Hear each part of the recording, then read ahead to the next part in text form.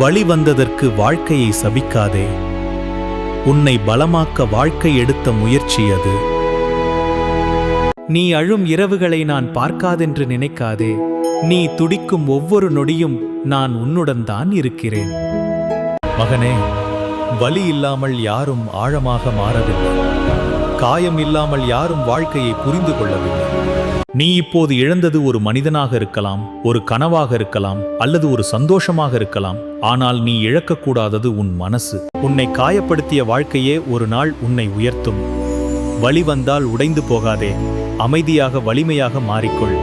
நெருப்பு தங்கத்தை எரிக்காது, அதை சுத்தமாக்கும். அதே போல வலி உன்னை அழிக்காது, உன்னை உருவாக்கும். நினைவில் வை, நீ தனியாக இல்லை. உன் வலியை தெரிந்தவன் நான்.